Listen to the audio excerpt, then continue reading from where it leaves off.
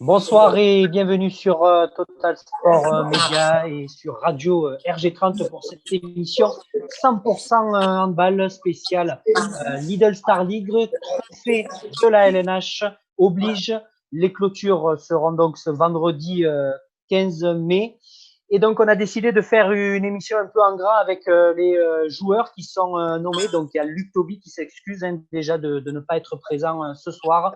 On va faire un petit peu le tour de tout le monde avant d'annoncer le sommaire. Stéphane, avec qui on a couvert un nombre incalculable, on le dira d'ailleurs tout à l'heure, 2 matchs de Lidl Star League. Bonsoir Stéphane. Et bonsoir Dorian, bonsoir à tous. David Tébib, le président de l'USAM, nous fait aussi le plaisir d'être là ce soir. Alors, il ne sait pas s'il restera jusqu'au bout. Bonsoir, président. Bonsoir Dorian, bonsoir Stéphane, bonsoir Jérôme. Chers amis, bonsoir à tous et très heureux de vous retrouver, surtout pour ces circonstances et pour quelque chose qui met en valeur le remarquable travail de Franck, du staff, des joueurs et de tout le club. Donc très heureux d'être parmi vous. Franck Maurice, l'entraîneur de l'USAM, qui est nommé dans la catégorie meilleur entraîneur de la saison 2019-2020. Bonsoir Franck. Bonsoir Dorian, bonsoir Stéphane, bonsoir Jérôme, bonsoir à tous. Écoutez, je suis ravi d'être avec vous. C'est vrai que ça faisait longtemps qu'on ne s'était pas croisés, alors on ne se croise pas physiquement, on se croise par l'intermédiaire des écrans, mais c'est toujours un plaisir de converser avec vous. Il y a également ce soir Elohim Prandi, qui est dans la catégorie meilleur arrière-gauche, nommé donc aussi pour être meilleur joueur de la saison 2019-2020. Ainsi que pour le meilleur but de Bein Sport. Bonsoir Elohim. Bonsoir à tous, content d'être là ce soir. O'Brien Niateux, qui est donc nominé pour la catégorie meilleur demi-centre. Bonsoir O'Brien. Bonsoir à tout le monde. Quentin Dupuis, dans la catégorie meilleur défenseur. Il est nommé aussi. Bonsoir Quentin. Bonsoir à tous. Et on finit avec Mohamed Sanad, le pharaon de cette équipe de l'USAM, qui est lui aussi nommé pour la catégorie meilleur ailier droit. Bonsoir Mohamed. Bonsoir tout le monde. Alors, au sommaire, on va parler avec Stéphane dans un premier temps du bilan du Total Sport sur l'ensemble des compétitions du handball professionnel. Alors, cette saison, vous nous avez sûrement énormément vu au Parnasse. Alors, effectivement, on y a réalisé un match de Coupe de France ainsi qu'un match de Coupe de la Ligue. Alors, le match de Coupe de France, c'était à Dijon. Mais on a réalisé également 6 matchs de Lidl Star League à l'USAM au Parnasse infernal, comme je le dis d'ailleurs assez souvent. On a effectué 2 matchs à Montpellier, un match au Paris Saint-Germain, c'était PSG USAM, le dernier match d'ailleurs qui a clôturé cette saison qui s'est écourtée. Et on a réalisé 2 matchs à Aix-en-Provence, dont un de Coupe de France, et il y avait également l'USAM. Voilà un petit peu pour le bilan de cette saison. Alors, je vais me tourner vers Franck, puis après David qui rajoutera aussi un petit peu un mot concernant la saison. Cette année, vous finissez 3e au championnat, malheureusement arrêté. Franck, un petit peu votre aperçu de cette saison. Comment vous l'avez vécu en tant qu'entraîneur, mais aussi dans la façon de la gestion du groupe cette année? Ça a été une saison extraordinaire pour l'USAM. On avait à cœur de prolonger toutes les bonnes vibrations qu'on avait eues sur les saisons précédentes, et puis de bien retrouver la Coupe d'Europe. Ça faisait 25 ans qu'il n'y avait pas eu la Coupe d'Europe masculine à Nîmes. On avait envie de bien y figurer, puis de croquer à pleines dents dans cette nouvelle compétition pour nous. Alors on a montré un visage beaucoup plus régulier, je pense, que les saisons précédentes. On a tout de même réalisé des parties extraordinaires. Je note qu'on a battu Nantes à domicile, Montpellier à domicile. On a pour le moins bousculé Ah, Ah, nous avons perdu. Ah. Franck?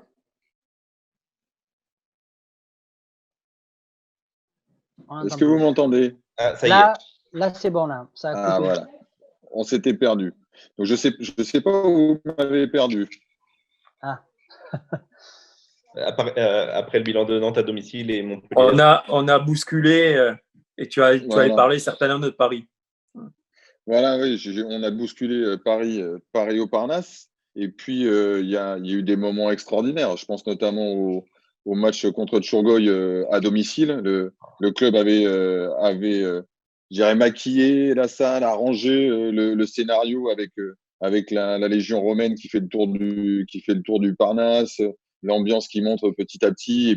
Et puis une première mi-temps qui a été de la part des joueurs, une première mi-temps qui est pour moi la mi-temps référence de cette saison. Alors, même si l'adversaire n'était pas celui comme le PSG ou dans l'approche psychologique, en termes d'adhésion, de cohésion et d'agressivité, ça a été vraiment un moment extraordinaire. Et on a surtout eu un Parnasse qui a été en ébullition et on s'est dit à ce moment-là, voilà, on fait ça pour ce genre d'émotion. Et je pense que l'équipe, elle a montré justement de la progression, de la stabilité. En Coupe d'Europe, on a connu des moments difficiles. Le match aller à Tchourgoï, le premier match au Parnasse de Poule contre Cuenca. Mais à chaque fois, on a su apprendre des virages qu'on avait mal négociés. Et je pense qu'on a progressé tout au long de la saison. Voilà. Cette place de troisième, finalement, au bilan, je pense que c'est une photographie qui est juste. Encore une fois, je répète, hein, on a quand même battu Nantes et Montpellier à domicile et puis bousculé le PSG, fait preuve de régularité. Donc, je pense que ce podium est juste, il est extraordinaire parce que ça faisait très longtemps que l'USAM n'avait pas atteint ce podium en première division et on est très fiers d'amener le club à ce niveau-là de résultats. merci, merci Franck pour cette analyse. David, en tant que président, forcément, vous êtes ravi de cette saison qui s'est passée. Un petit peu votre analyse. Alors, moi, les deux mots qui me viennent, c'est ensemble et émotion. Cette saison, elle est remplie de contrastes un petit peu. Contraste parce que pour arriver à un tel niveau de réussite et de performance, c'est beaucoup de travail. Et en même temps, on a eu l'impression que ça a été extrêmement fluide. Fluide dans le groupe, fluide dans les relations, fluide dans le jeu, fluide dans ce que l'on a produit. Je crois que vraiment, ce qui est à retenir, ce sont les émotions qui ont été vécues par ce groupe, par ce collectif. Je me rappelle, et je vais même parler des émotions négatives. Je me rappelle d'un match à Surgoy, le match aller de Coupe d'Europe pour le retour, ce retour européen. C'était quelque chose d'incroyable de vivre ça là-bas, dans un endroit perdu, avec un sentiment d'injustice. Et c'était des émotions qui ont bâti ce groupe. Il a réussi à tirer des enseignements autour de cela. Battre Montpellier, battre Nantes, je dirais que par le passé, on l'avait fait, mais le faire de la manière dont on l'a réalisé cette saison sur le fil, ça montre la grande progression mentale. Et vraiment, Régis Bardera, je lui rends hommage aussi dans le staff au sens large, avec Franck et l'ensemble du staff. Il y a eu ce travail qui a payé, qui a récompensé certainement que certains joueurs ont picoré ce qu'ils avaient envie de prendre, etc., de travailler là-dessus. Et puis, le Parnasse infernal est vraiment devenu la maison de Elohim, la maison d'O'Brien, la maison de Franck, de Quentin, de Luc, de Momo. Voilà, c'est devenu vraiment un lieu maintenant dans lequel je pense qu'on peut bâtir beaucoup de choses quand on a un public, des supporters comme ceux-là. Ce sont des supporters remarquables qui connaissent le handball, mais qui maintenant sont acteurs du match. Ils poussent l'équipe, ils l'apportent. Vous en parlerez peut-être avec les joueurs, mais moi, j'ai vraiment l'impression que les joueurs prennent plaisir dans un environnement comme celui-là. Tant pis pour ceux qui vont le quitter, hein, ils ne le connaîtront pas ailleurs comme ça. Évidemment, je plaisante par rapport à Hello, mais c'est vrai que le Parnasse infernal est vraiment devenu quelque chose de fantastique. Moi aussi, comme Franck, je retiens le match retour de la Coupe d'Europe. C'était quelque chose d'extraordinaire. Je crois que cette équipe, elle a été, il l'a dit Franck, sur la lancée de la saison dernière. Cette 5e place, tout le monde avait peur, tout le monde avait, et c'est tant mieux qu'on ait un petit peu peur au début de saison. On avait envie de confirmer, on avait cette envie, cette hargne pour pouvoir confirmer. Je vous laisse imaginer quand on est 3e aujourd'hui, ce que ça va être demain. Le plus dur va être de s'installer et de rester en haut du sommet. Mais beaucoup de plaisir. Moi, en tant que président, j'ai pris beaucoup de plaisir dans l'aventure humaine de cette saison. C'était quelque chose de très beau, même si Lucerne Lingard, certains l'ont dit, c'est une famille. C'était une belle famille cette saison. En tout cas, on a été ravis de la partager aussi cette année avec vous parce que c'était la première. On est arrivé d'ailleurs le 7 novembre 2019 chance, pour le match contre Nantes. Après, c'est vrai que nous, on n'a connu aucune défaite au Parnasse en Lidl Star League. Bon, après, on peut pas dire que c'est de la chance ou on porte bonheur parce que bon, si l'année prochaine vous perdez tous vos matchs au Parnasse et qu'on est là, vous allez dire que c'est notre faute. Non, on ne viendra plus jamais. Voilà, c'est ça. Donc, avant qu'on nous reprenne l'accréditation, voilà. On va continuer un petit peu avec du coup les joueurs. Je vais me tourner vers Elohim, qui est donc dans la catégorie meilleur arrière-gauche, qui est nominé. Cette année, Elohim, on a pris énormément de plaisir à voir les buts, à voir les shoots.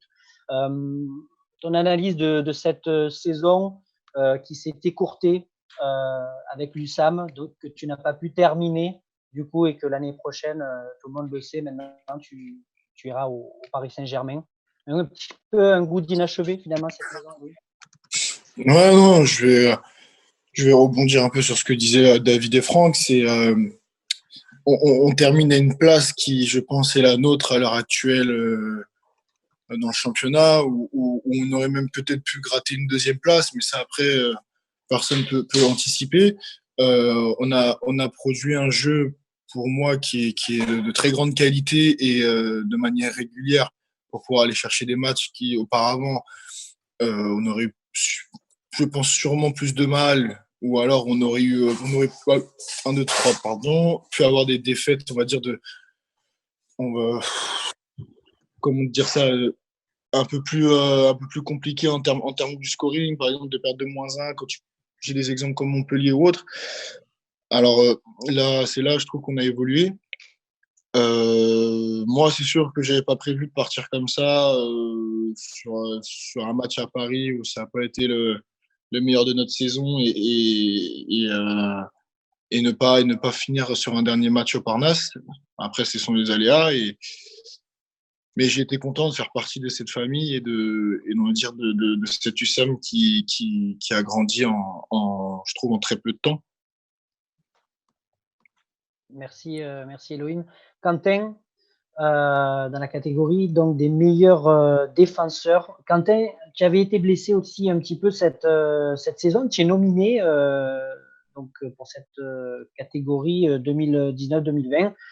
Pareil, la même question. Hein, comment tu l'as vécu cette saison avec Moussa, même avec cette blessure?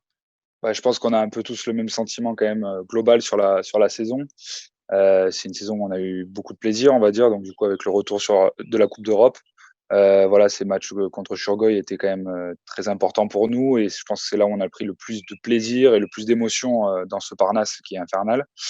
Voilà, après toutes ces nominations là qu'on rencontre maintenant, elles sont positives parce que ça prouve bien que le club est en train de progresser et progresse d'année en année. Là, 6 nominations cette année, c'est cool, et à titre personnel, oui, même si j'ai été blessé, je suis très content d'avoir pu être nominé dans cette catégorie de meilleur défenseur parce que ça valorise pas que mon travail, mais aussi le travail de toute une défense et du gardien aussi, enfin des gardiens. Voilà, donc non, je suis très content. Juste une parenthèse, Dorian, si vous me permettez. Vraiment, je tiens à appuyer sur le fait que je trouve personnellement anormal et un petit peu scandaleux que le dernier rempart, lorsqu'on parle de meilleur défenseur, et Quentin le mérite ô combien, de ne pas avoir nommé Rémi Desbonnets est pour moi quelque chose d'extrêmement curieux. Alors justement, on allait l'évoquer aussi. Hein. Voilà, donc je veux rendre hommage parce que je suis extrêmement fier, moi, en tant que président, de tous ces beaux nommés, tout à fait à juste titre, et je pense même que voilà, on aurait pu imaginer même d'autres choses, mais par ses statistiques, par son rayonnement dans le jeu, clairement, Rémi Desbonnets avait tout à fait sa place dans les nommés. Donc voilà, excuse-moi Quentin, mais vraiment, je trouve que c'est anormal et qu'il fallait aussi le dire. Ouais, merci David. Quentin, c'est bon, tu avais fini sur cette partie-là d'analyse de cette saison. Ouais, j'ai pris beaucoup de plaisir sur cette saison, voilà. Mohamed Sanad, le pharaon de cette équipe. Pareil, même question. Tu as été meilleur buteur également en Coupe d'Europe. L'analyse de cette saison avec l'USAM, puis après, il y a aussi l'arrivée de ton ami égyptien. Pour moi, comme tout le monde, je pense on a fait une grande saison. Et on a bien mérité le 3e place, même si la saison c'est pas finie, mais je pense on mérite ça. Et on a travaillé beaucoup, et tout le monde travaille, donc je pense on mérite le 3e place. Et comme Franck a dit et Quentin, le match de Coupe d'Europe c'est vraiment extraordinaire. Et l'ambiance et tout ça c'était magnifique. Et c'était un bon comment on dit ça, moment pendant la saison, et j'espère on peut continuer comme ça l'année prochaine, et on garde notre position et on essaie d'être mieux. Merci Momo, et merci surtout de faire l'effort de nous parler français. C'est sympathique. C'est bien le français? C'est bien, OB? C'est bien? Top Momo. Ben justement, OB, cette saison, vous auriez pu être sélectionné aussi en équipe de France cette année. Malheureusement, bon, les rencontres n'ont pas eu lieu. Elles auront lieu l'année prochaine. Pareil, l'analyse de la saison en tant que joueur de l'équipe et le groupe, comment, voilà, la vie de groupe un petit peu, comment elle s'est passée. Un peu comme tout le monde, j'ai le même avis. C'est une saison extraordinaire. On finit à la 3e place d'un championnat très relevé, peut-être même le plus relevé au monde. Donc c'est une satisfaction très grande. On a avancé, le club a avancé, on s'est qualifié en phase de poule de Coupe d'Europe. Donc aussi très fier de faire partie de ce groupe-là, du groupe qui a ramené l'Europe à l'USAM. Après voilà, sur le plan personnel, je suis hyper satisfait de voir qu'il y ait plusieurs joueurs de l'USAM sur les listes des meilleurs joueurs à chaque poste. Ça vient vraiment récompenser le groupe, et on montre que l'USAM grandit, que l'USAM évolue. Donc ça aussi, je suis très fier. L'équipe de France, comme je l'ai déjà dit à plusieurs personnes, certes c'est un objectif, mais l'objectif numéro 1, c'est de performer en club et que le club évolue. Plus le club évoluera, et plus le club sera en avant partout, et ça permettra aux joueurs de s'exprimer un peu plus, et pourquoi pas d'être sélectionnés et d'avancer un peu plus personnellement. Donc voilà, c'est une saison pleine d'émotions, pleine de satisfaction. Maintenant, comme l'a dit David, ça nous pousse à être encore plus exigeants, parce que l'année prochaine, on va être vraiment attendu, et va falloir confirmer encore et encore. Alors effectivement, la saison prochaine qui pour le moment, on ne connaît pas la date de reprise. On annonce septembre, voire fin octobre. Pour le moment, rien n'est sûr. David, vous êtes aussi le vice-président de la Ligue nationale de handball. Vous faites aussi pas mal de visioconférences. Pour le moment, c'est encore flou au niveau des reprises. Ce qui est sûr, c'est que les 2 dates qui ont été données ne sont pas les bonnes. Ça ne sera pas septembre, on y fait octobre. D'accord. Donc, entre les deux, il y a quoi? Et la question, c'est la reprise, mais aussi, est-ce qu'il y aura du public? Non. Alors, pour ça, vraiment, je vais être clair. Aujourd'hui, le modèle économique du handball et en général des sports de salle, basket, volley, aujourd'hui, il est impossible d'imaginer de pouvoir pouvoir tenir économiquement s'il n'y a pas de public, s'il n'y a pas de partenaire. Je crois que c'est pas possible. Ça, c'est pour le point financier des choses. Après, on a parlé de Parnasse infernal, on a parlé de joueurs qui prenaient plaisir à évoluer chez eux à la maison. Je pense que c'est pas entendable, Franck, coacher dans un Parnasse vide, c'est juste pas possible. Donc nous, en tout cas, en tant que président, on se battra jusqu'au bout pour faire en sorte qu'il y ait nos supporters, pour qu'il y ait nos partenaires, et faire en sorte que le Parnasse soit véritablement infernal. Donc j'espère qu'on aura une reprise entre septembre et fin octobre, donc un petit peu avant. Ça devrait être discuté dans les jours qui arrivent. Mais en tout cas, la reprise se fera avec du public, avec nos supporters, avec nos partenaires. Si vous avez écouté quelques propos de la ministre des Sports, elle a laissé entendre que mi-septembre, on aurait l'autorisation, le sport en général et les événements culturels et autres, une jauge à 5000 personnes. Évidemment que tout ceci est à mettre en perspective avec le déconfinement, quelle va être la sortie du confinement. Sincèrement, j'ose espérer que déjà fin mai, début juin, on y voit clair et qu'on aura réussi le déconfinement, ce qui permettra d'avancer de manière positive. Voilà. Sinon, c'est la fin du monde après. Merci David. Stéphane, il y a des questions qui arrivent un petit peu au fur et à mesure. Alors, il y avait une question là qui était revenue. Alors, c'était en préambule de tout ça, de l'émission, pas sur le live pour le moment. Justement, par rapport au parcours dans les coupes nationales, quel est votre ressenti par rapport au bilan de la saison, lui, en général, où vous finissez troisième, où vous avez un parcours en Coupe d'Europe qui, pour l'instant, du coup, ne sera pas terminé. Mais du coup, par rapport aux coupes nationales, est-ce qu'il vous reste pas un petit goût amer sur cette saison? Moi, je vais répondre. Je fonctionne pas avec des regrets. J'essaie surtout de tirer les enseignements de ce qui s'est passé. Toulouse, chez nous en Coupe de la Ligue, ou Aix-en-Provence en Coupe de France, ont eu des conséquences positives, je dirais, sur le reste de la saison. Alors, le résultat brut, il est évidemment décevant. La production de ces deux matchs-là, elle était elle aussi décevante. Et j'ai lu pas du tout le contenu de ces matchs-là. Simplement, on s'en est servi pour progresser. Et c'est ça le visage positif qu'a montré l'équipe pendant toute la saison. C'est savoir aussi se construire sur des moments difficiles, pas seulement sur ce qu'ont dit les joueurs, c'est-à-dire une bonne ambiance, du travail, de la générosité, de l'envie, mais aussi de la remise en question. Et c'est ce qu'a fait les progrès de l'équipe cette année. Alors, je vais vous donner un scoop en plus, en avant-première. La saison prochaine, les seuls objectifs seront le championnat, et après la Coupe d'Europe. Et le reste, on verra bien. Voilà. Et du coup, à l'inverse, là, on avait justement Colin Desprats là, de la Gazette de Nîmes qui nous disait quelle était pour vous la performance la plus aboutie de la saison, Franck. Je peux pas détacher les émotions de la performance sportive. Je reviens sur ce match contre Tchourgoï qui a été extraordinaire dans vraiment tout ce qu'il a dégagé. Après, je retiens aussi des matchs où on a fait preuve de régularité, de patience, d'intelligence, et la double confrontation contre le Stubro, elle montre beaucoup de maîtrise.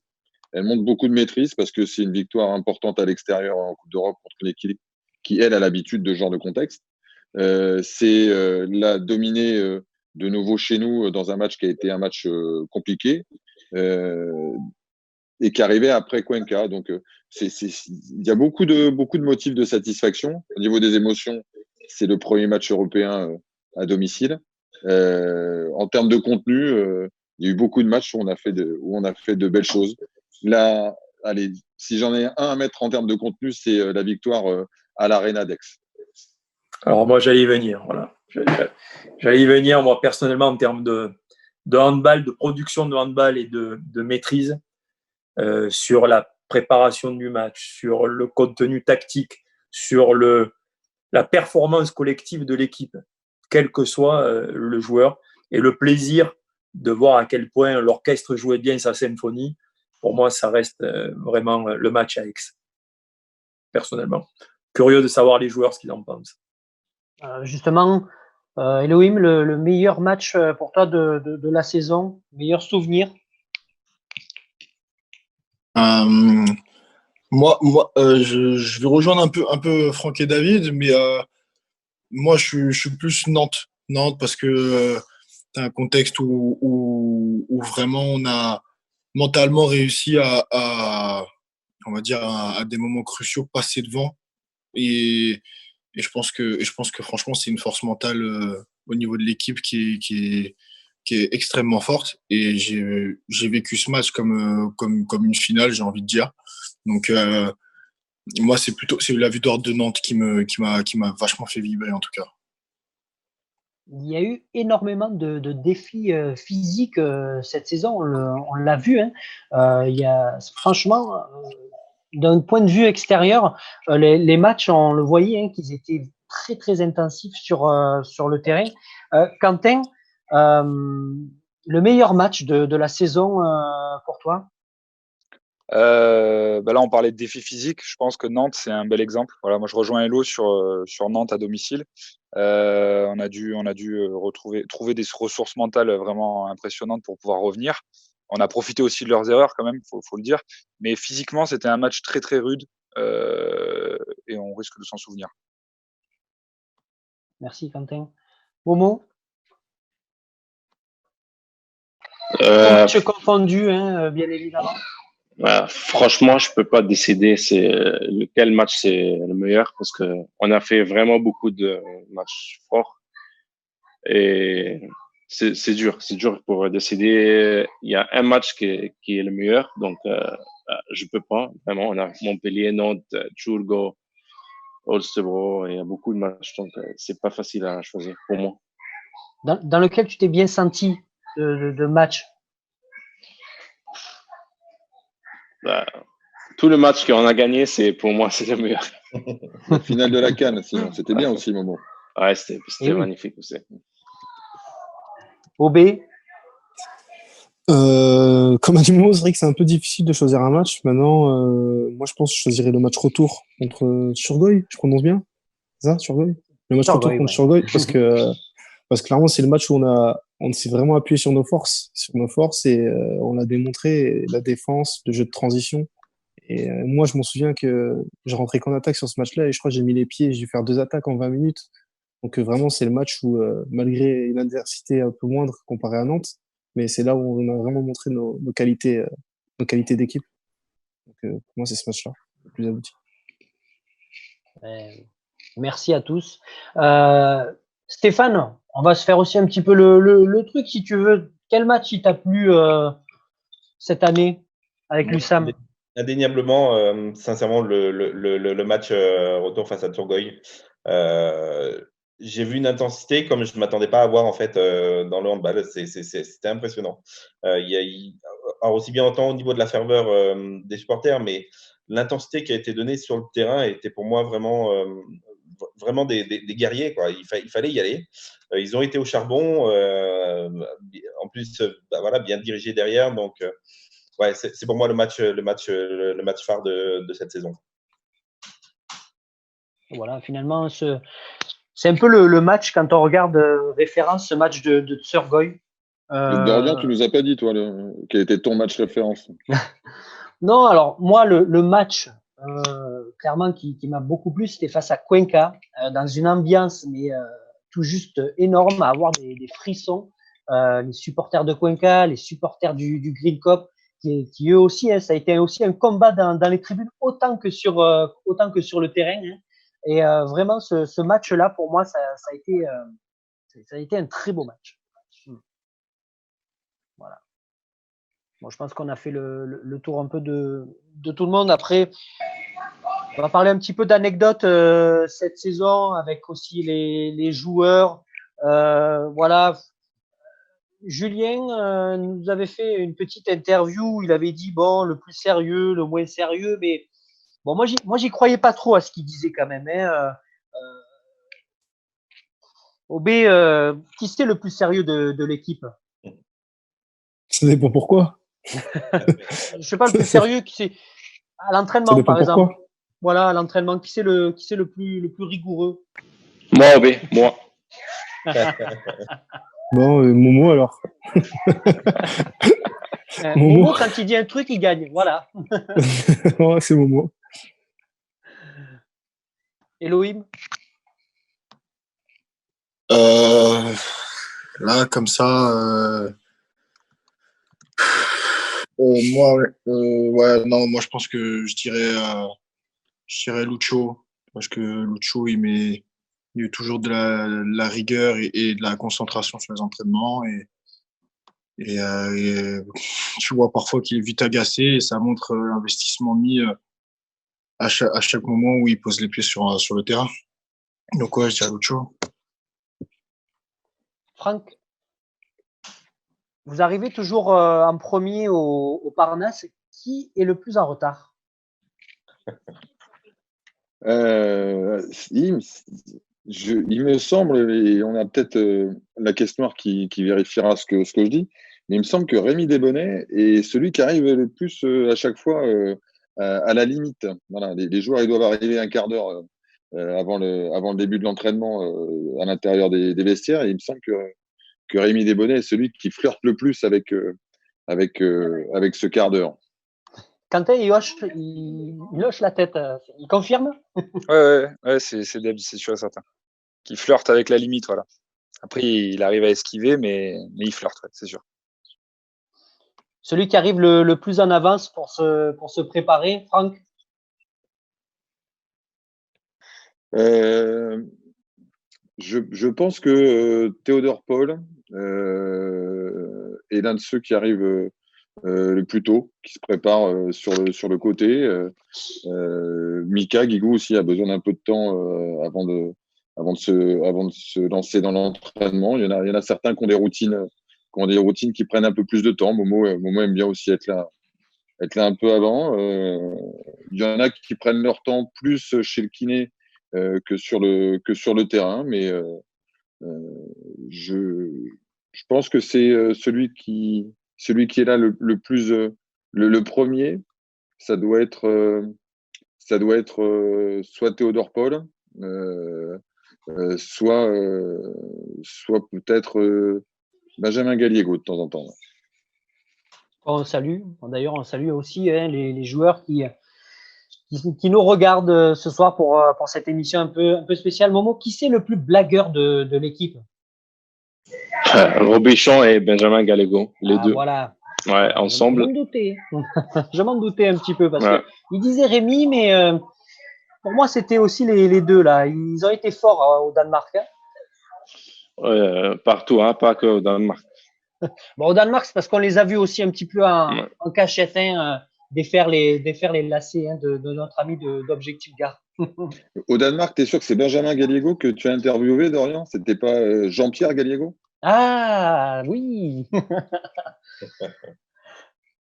On avait bien rigolé quand même. C'est vrai que c'est des Nous moments aussi. aussi de partage et d'émotion de vivre aussi un petit peu au sein du groupe, hein, bien sûr, d'un point de vue extérieur. C'était sympa. On aurait bien aimé à Cuenca aussi être présent, mais bon, malheureusement, le virus en a décidé un peu autrement.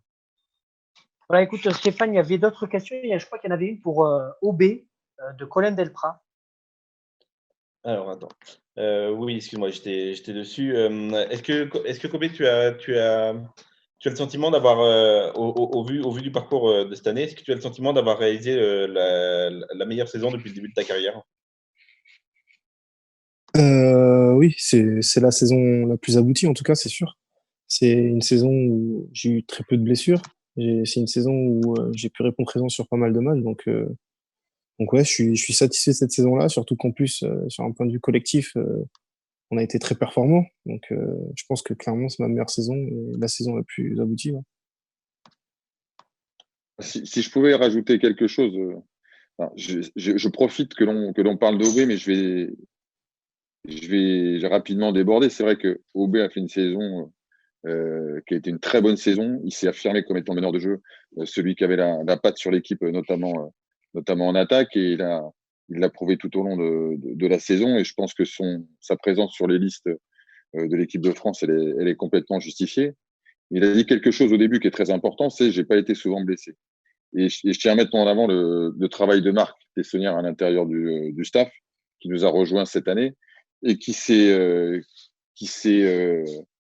démené pendant toute la préparation avec Aubé, notamment, puisque Aubé était dans une période de réathlétisation suite à sa blessure à la cheville en fin de saison précédente. Et c'est un peu à l'image de ce qu'a fait Marc pendant toute la saison, ce qu'il a fait avec Aubé, c'est-à-dire de la rigueur, de l'enthousiasme, de la précision. Et si on fait une grande saison, c'est aussi parce que physiquement, on était prêt. Stéphane, tu as une question? Oui, alors du coup, en fait, quand on regarde vraiment les résultats des dernières saisons, bon, déjà, je trouve que la Dotsar League à mon sens, monté en niveau. Et du coup, l'USAM, elle continue sa progression en étant troisième cette saison. Je voulais voir avec vous, en fait, un peu, justement, en plus on arrive à avoir une équipe qui est ultra familiale, où tout le monde s'entend. Comment vous expliquez, en fait, le travail qui peut être fourni récemment, les résultats que vous arrivez à acquérir au fur et à mesure des saisons, même en ayant intégré justement de nouveaux joueurs, hein, issus du centre. Justement, qu'est-ce que vous en tirez, en fait, un peu comme bilan par rapport à tout ça? David ou Franck? Parce que l'USAM est vraiment en progression constante.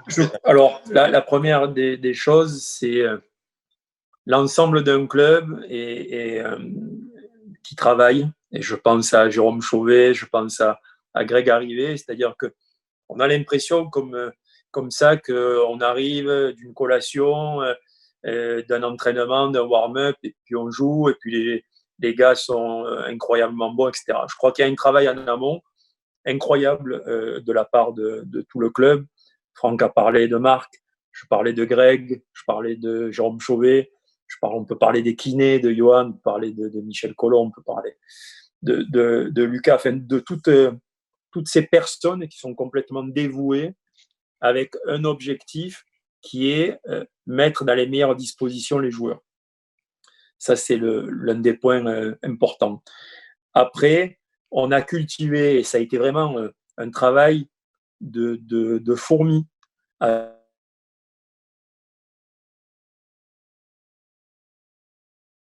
Avec Franck, on a pour objectif gagner.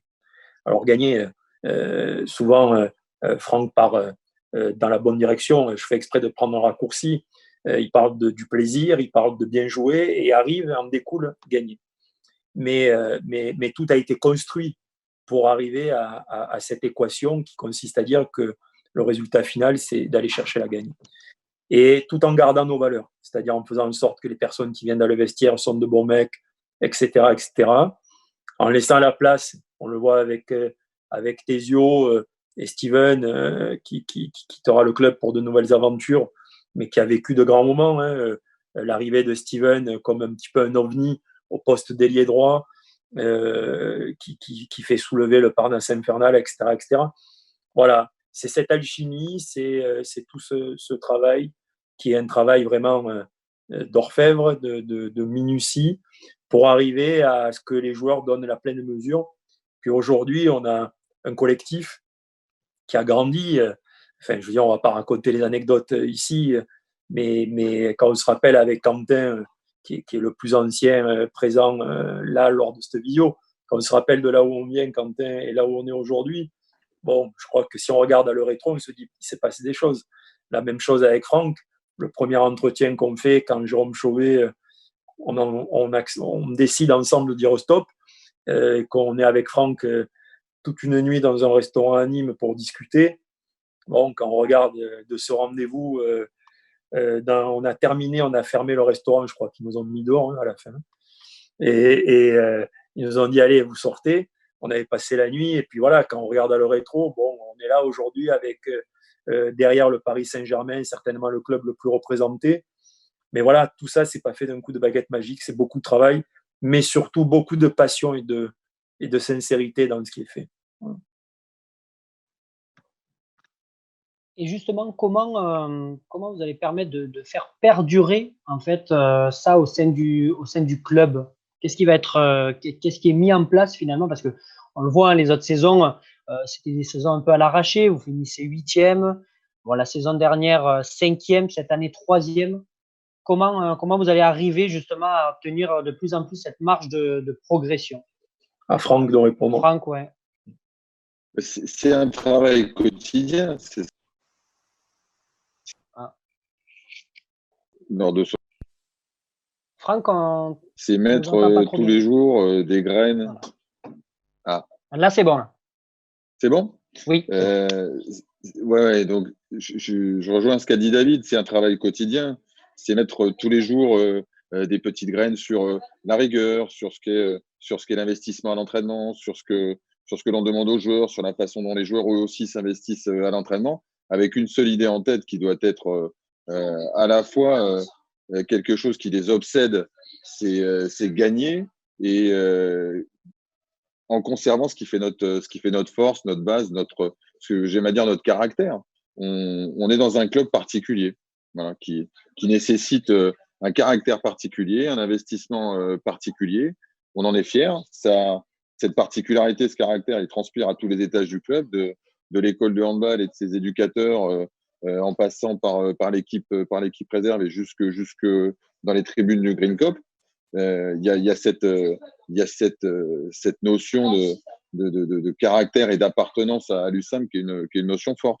Malgré tout, on a su à la fois garder cette notion forte et progresser dans l'approche des matchs, dans tout ce que l'on fait autour, dans l'entraînement, dans le travail des dirigeants au quotidien, sur la façon d'habiller la salle, de recevoir les partenaires. Aujourd'hui, on est un club qui sait recevoir à la fois ses partenaires de manière exceptionnelle et qui sait aussi recevoir ses adversaires d'une manière que eux ne trouvent pas forcément exceptionnelle à chaque fois.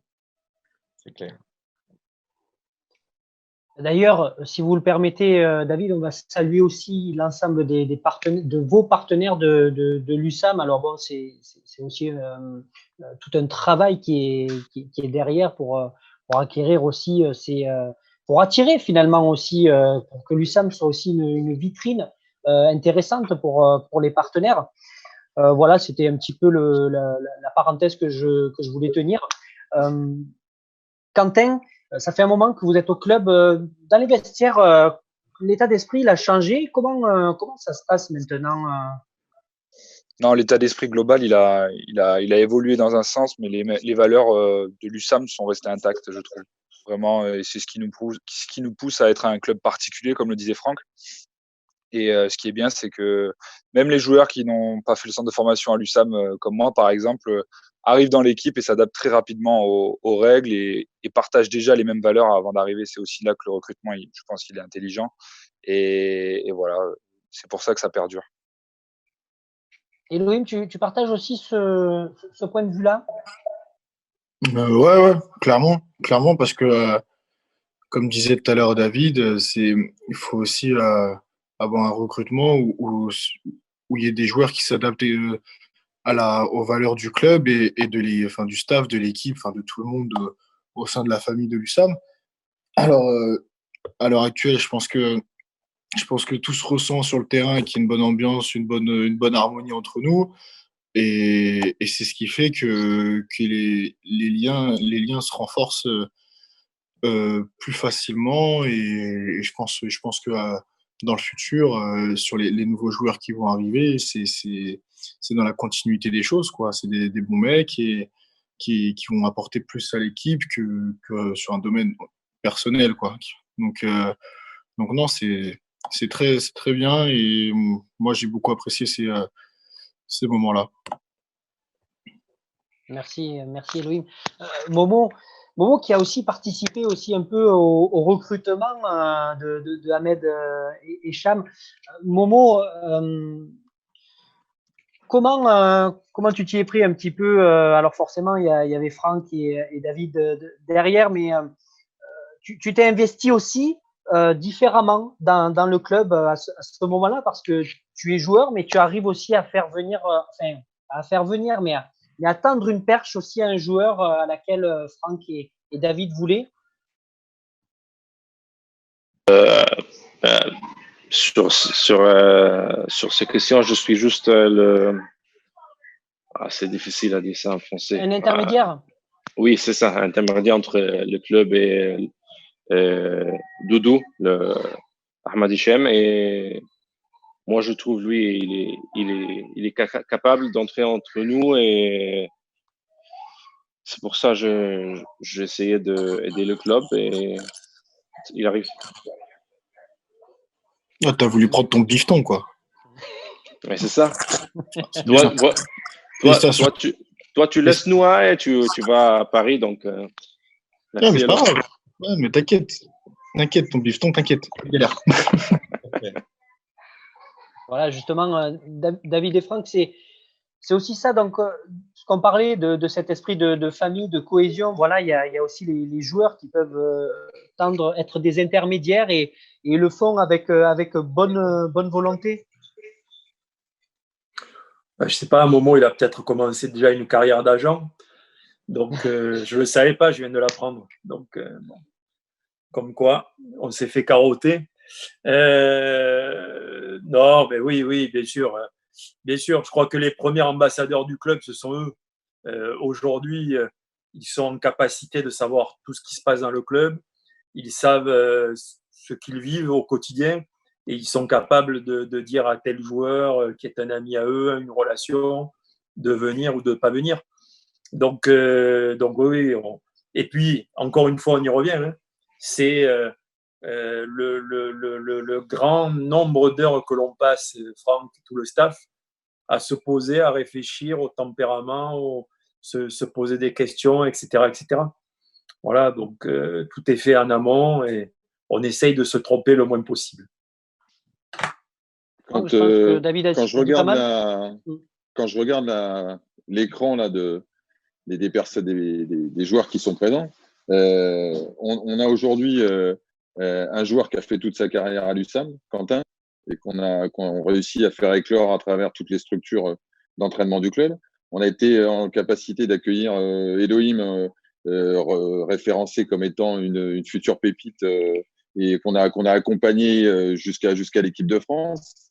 On a un international égyptien connu, reconnu avant de signer à l'USAM et qui s'est complètement fondu dans le projet du club et dans le projet de l'équipe.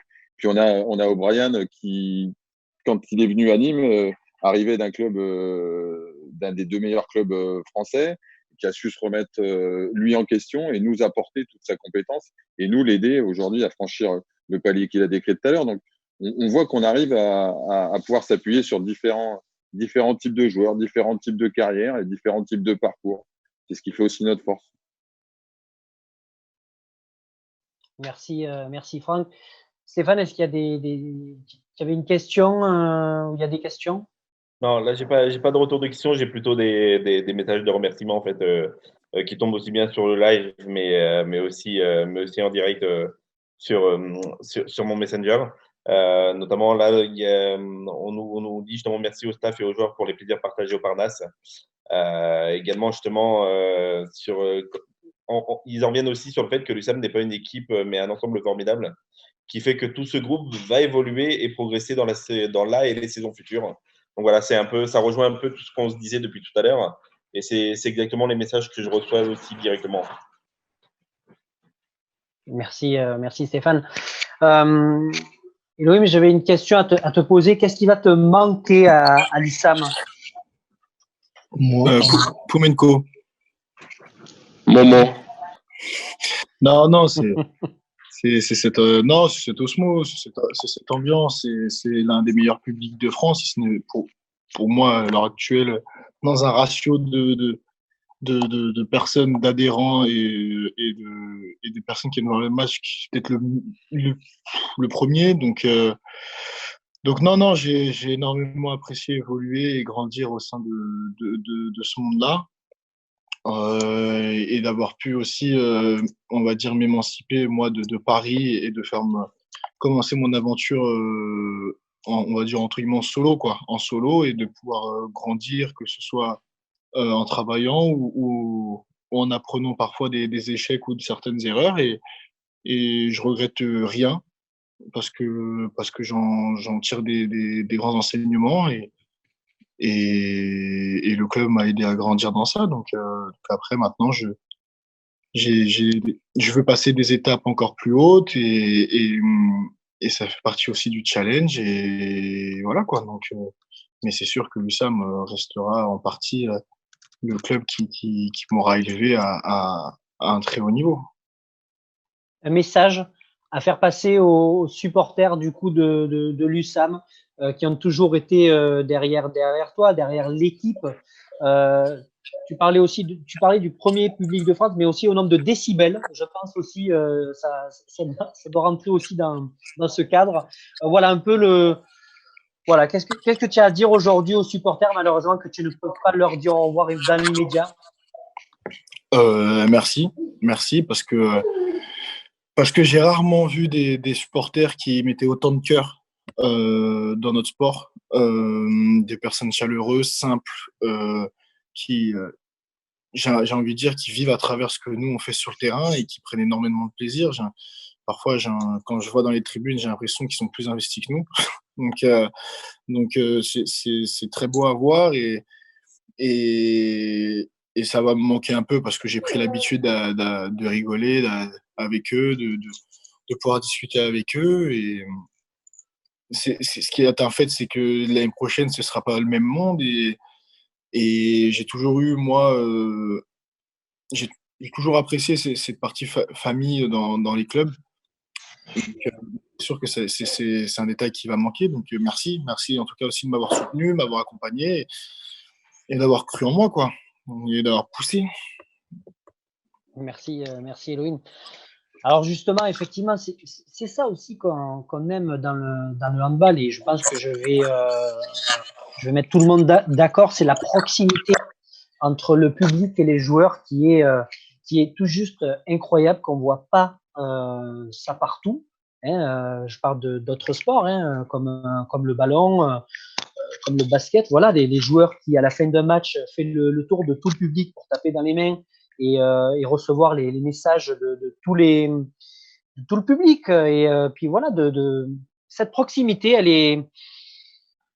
Voilà, je sais pas dire plus parce que voilà, ça a été la première saison pour nous. On a vécu tellement aussi d'émotions de notre côté. Alors, vous allez vous dire, bon, c'est un média, voilà, mais il y a pas que ça. Il y a pas que ça. Et vraiment, l'USAM, il crée ce lien et ce lien très fort et qui fait qu'aujourd'hui, il est là où il est, à sa place, troisième de Lidl Star League et deuxième en Coupe d'Europe en phase de groupe. Voilà, c'est tout. Stéphane, Alors, merci Dorian, parce que ce témoignage, il est fort, ce que disait Elohim, enfin tous, on le vit. Moi, j'ai vu depuis 8 ans ce public qui s'est transformé en véritable supporter. Ce sont de vrais supporters, sont pour certains des proches. J'en salue certains qui viennent d'être heureux, papa, maman, de formidables nouveau-nés, bébés, etc. Mais c'est vraiment, il se passe des choses. On aurait pu ouvrir d'ailleurs une crèche à l'USAM Lingard, quand on voit aussi le nombre de naissances qu'on a eues. C'est vraiment, c'est le meilleur public de France, c'est sûr. Et Lo l'a dit, le ratio, parce qu'il parlait de certaines salles que l'on a gagnées chez nous d'ailleurs cette saison, qui font des capacités un peu plus importantes. Je ne parle pas du voisin montpelliérain, parce que je pense qu'on est largement supérieur. Déjà, on est devant eux sportivement, et puis on est largement supérieur en termes de public, même si le Blue Fox fait un formidable travail. Mais il y a une histoire derrière l'USAM Lingard. Je rappelle qu'aujourd'hui, ça fait 60 ans que ce club a été créé au Monde du Plan. 1960, sa création, 2020. On aura l'occasion d'y revenir la saison qui va arriver pour fêter cet anniversaire. mais c'est pas un hasard. Et ces valeurs, c'est honneur, courage, combativité, solidarité. Quand on retient ces 4 valeurs, les joueurs les connaissent, ces valeurs. Et le public les connaît. Quelle salle aujourd'hui en France peut supporter, féliciter, encourager un repli défensif et un ballon qui est rattrapé sur un repli défensif, autant qu'une lucarne? Moi, je ne sais pas si on peut le voir dans d'autres salles de France, mais en tout cas, au Parnasse Infernal, on peut le voir. Un repli défensif, une balle arrachée, etc., c'est salué de la même manière qu'une lucarne. Voilà, c'est dire à quel point ce public est incroyable. Merci David. Il y a 2 questions sur les réseaux. Stéphane, il me semble avoir aperçu. C'est toi qui le gères, ça. Du coup, on me demande justement comment est-ce que vous avez ressenti d'une manière générale l'arrêt des compétitions et à contrario, du coup aussi, comment est-ce que vous allez faire là pour pouvoir vous préparer et rester au meilleur niveau sans pouvoir, comme c'est un sport collectif, tout simplement mettre des liens les uns avec les autres. Qui veut commencer? Franck? Il y a eu plusieurs phases là, dans la phase de confinement. La première, on ne savait pas si le championnat allait reprendre, donc je pense que les joueurs se sont maintenus en forme et avec comme objectif d'éventuellement reprendre le championnat. Depuis qu'on sait que le championnat ne reprendra pas, la prochaine échéance, ça va être la reprise de la prochaine saison. On est encore en attente de cette date. Donc, moi, je répète que les joueurs ne sont pas en vacances là. Ils sont confinés, ils peuvent pas faire ce qu'ils veulent. Ils étaient confinés jusqu'à aujourd'hui, ils pouvaient pas faire ce qu'ils voulaient. Donc c'était compliqué, je pense aussi à gérer pour eux. Maintenant, c'est une deuxième phase qui s'ouvre avec un peu plus de liberté. Malgré tout, il n'y a pas encore la date de reprise fixée. Donc on a le temps de construire. On a déjà imaginé plusieurs scénarios, des dates de reprise et la préparation comme on avait envie de la faire. Mais je crois qu'on a aussi besoin d'avoir un peu plus d'informations sur la façon dont on va pouvoir s'entraîner. Toujours est-il que moi, je fais confiance à l'autonomie, à la capacité que les joueurs ont dans cette période-là d'alterner à la fois les...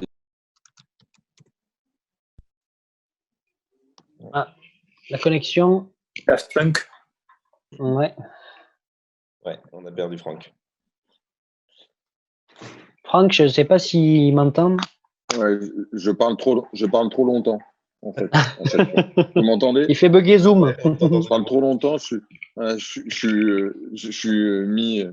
suis mis à mal par ma connexion Internet qui me dit stop, tu parles trop. Donc, je vais laisser la parole à O'Brien.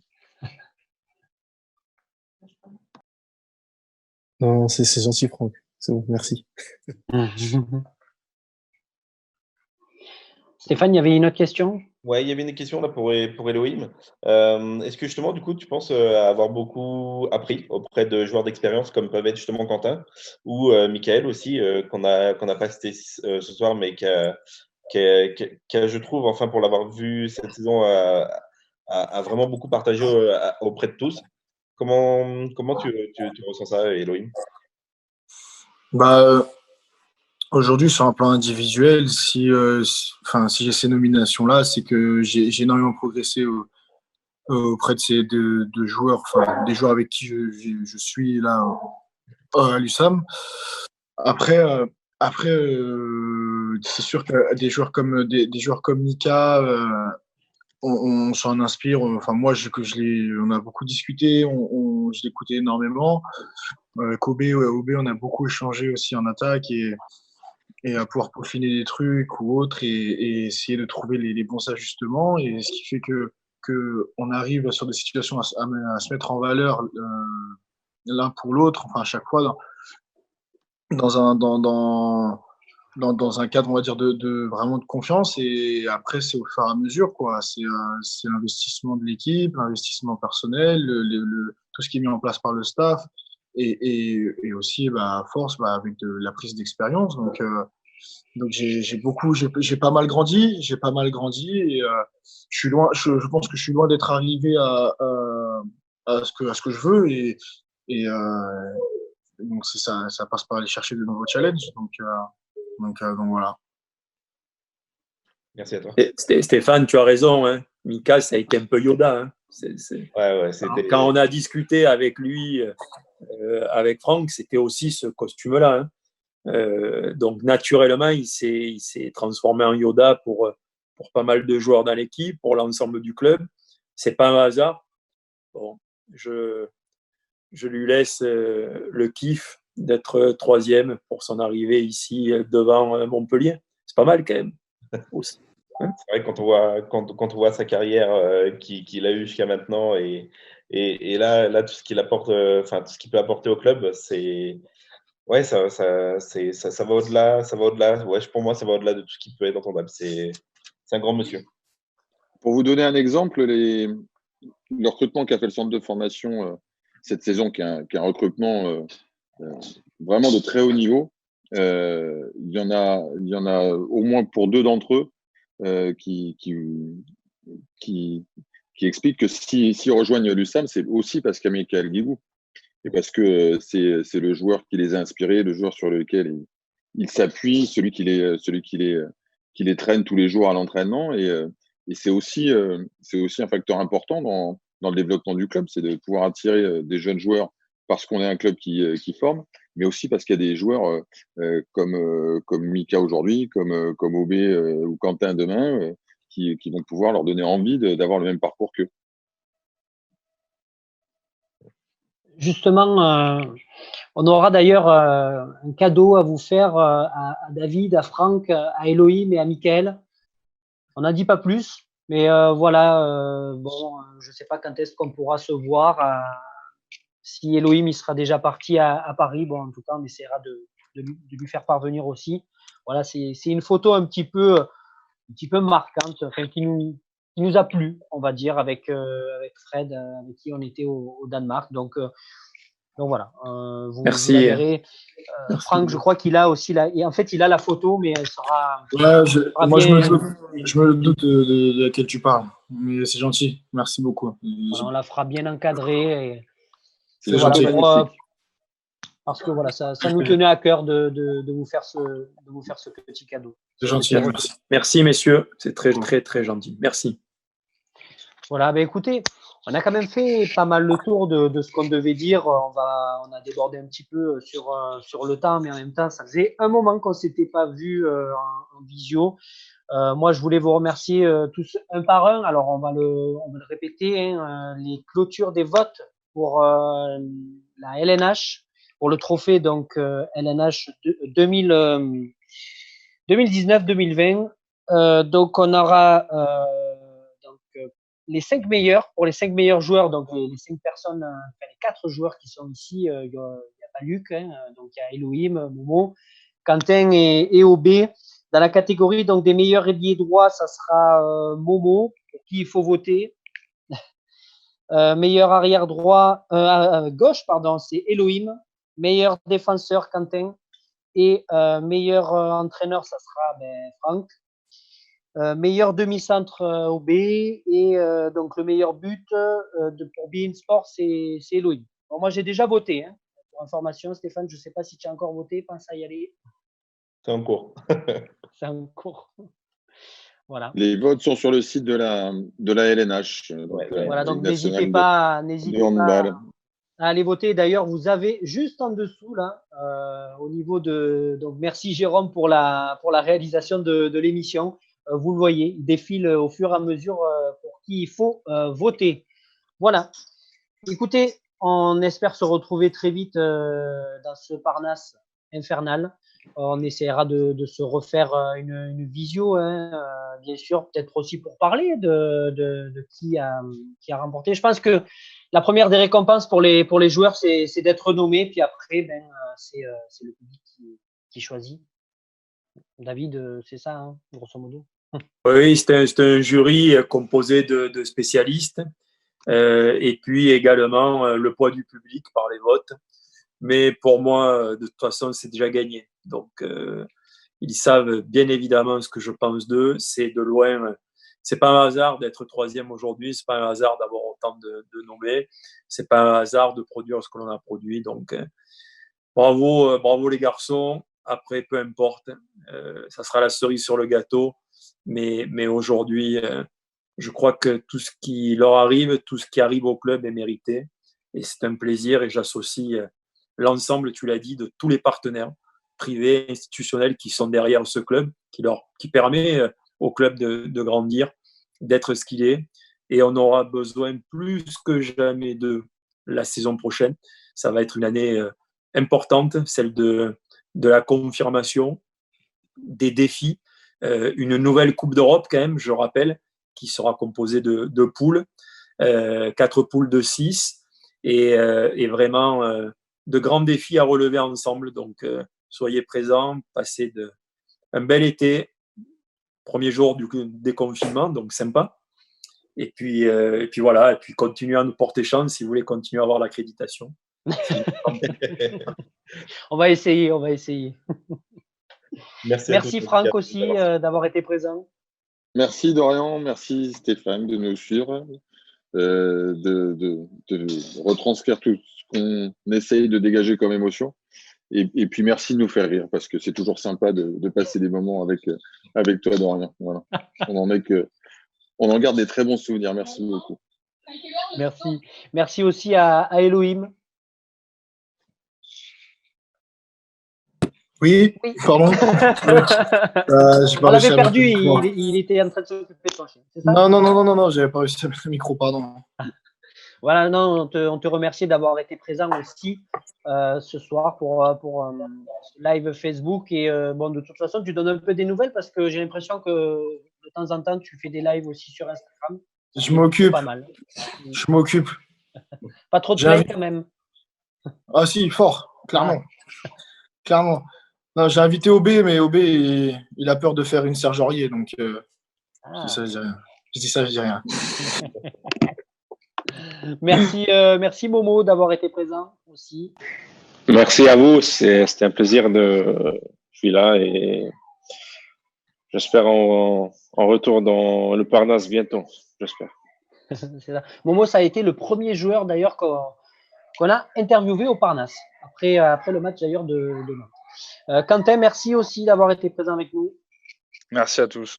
Ça m'a fait plaisir de voir des nouvelles têtes un petit peu pendant ce confinement, à la fin du confinement. Donc, vivement qu'on se voit tous au Parnasse.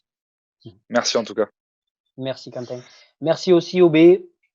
Merci à vous de l'invitation. C'est toujours un plaisir d'échanger et de rigoler avec toi. Et puis, ça fait plaisir de voir des nouvelles têtes, comme a dit Quentin, et de voir les gars un peu plus. Voilà. Voilà, merci aussi à Jérôme qui était à la technique radio RG30.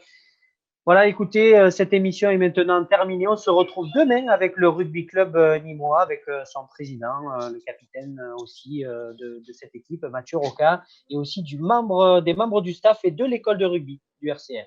Merci et à très vite.